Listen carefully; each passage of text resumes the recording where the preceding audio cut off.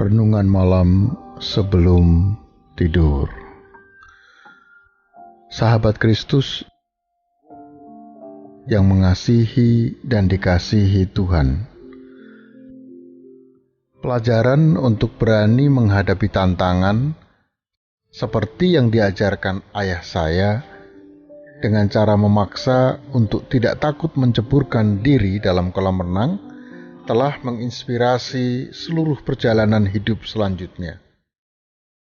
Nasihat ayah yang selalu saya ingat adalah, hadapilah tantanganmu, berusahalah dengan keras dan jangan pernah takut gagal. Karena kegagalan itu sesuatu yang alami.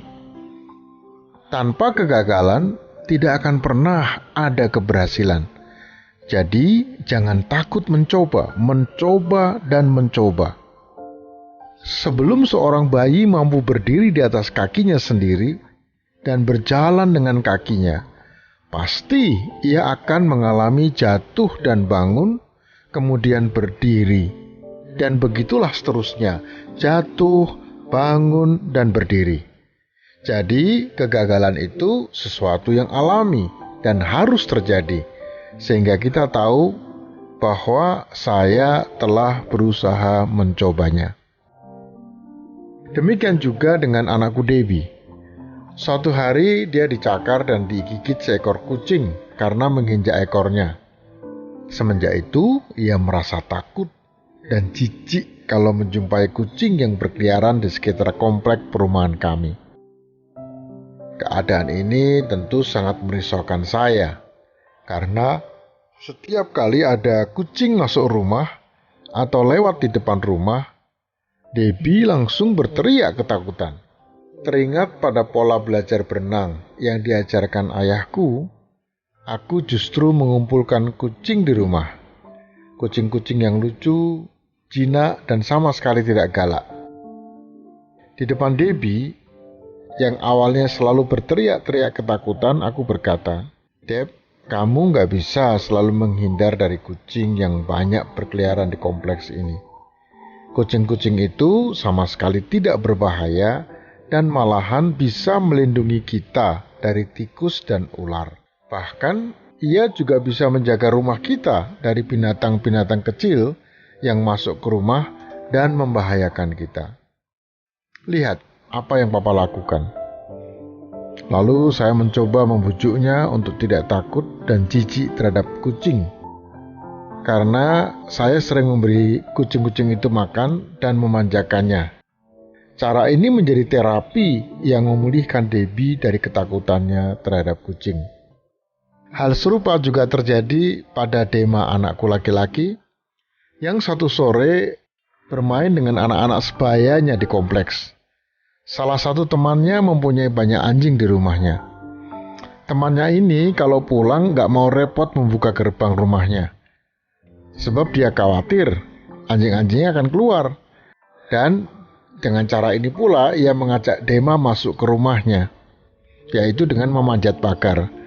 Begitu Dema menginjakkan kaki di lantai depan rumah, langsung 6 anjing besar itu mengeroyok, menggigit, hingga Dema hampir pingsan ketakutan. Pengalaman yang pernah saya lakukan pada Debbie, saya praktekkan juga pada Dema. Saya akan menghadapkannya pada tantangan yang ditakutinya dan berusaha mengajarkan pada Dema pelajaran penting ini, yaitu rasanya akan sangat menyenangkan jika seseorang dapat mengatasi ketakutannya. Ketika pagi itu tiba di kantor, saya mencari informasi kalau mungkin ada teman yang punya anak anjing yang mau dijual. Tidak lama kemudian ada seorang teman yang mencari orang yang mau merawat anjingnya. Gayung bersambut, aku langsung pergi ke rumahnya untuk mengambil anjing itu. Ketika akan membayar, ia berkata, "Gak usah dibayar. Yang penting Anda mau merawatnya dengan serius, sebab anjing kecil ini adalah anjing kesayangan saya." Saya merasa sangat beruntung sekali hari itu. Dan tentu saya berjanji akan merawat Carla, nama anjing kecil itu. seperti nama dokter yang telah merawat Dema dari gigitan anjing, sekalian sebagai kenangan yang baik bagi Dema bahwa yang kubawa pulang ini adalah anjing penyelamat dan bukan musuh. Awalnya Dema menolak dan sangat ketakutan. Tapi dengan sabar, anjing itu setiap pagi saya beri susu, dan malamnya sedikit daging bergedel yang lunak.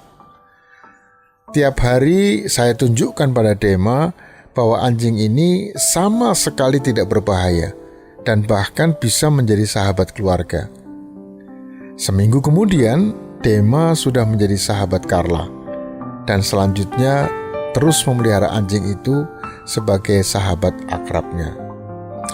Sahabat Kristus, pengalaman belajar berenang dengan ayahku yang sudah saya ungkapkan pada renungan malam sebelumnya, ini yang telah membentuk pola yang hampir selalu saya praktikkan ketika belajar bergaul dengan seseorang, atau ketika belajar bahasa asing, atau ketika belajar menyetir mobil, atau ketika bahkan studi teologi. Demikian juga ketika merawat orang lanjut usia, dan tentu saja ketika belajar tulis-menulis. Oleh sebab itu, hadapi tantanganmu dan jangan pernah menghindarinya.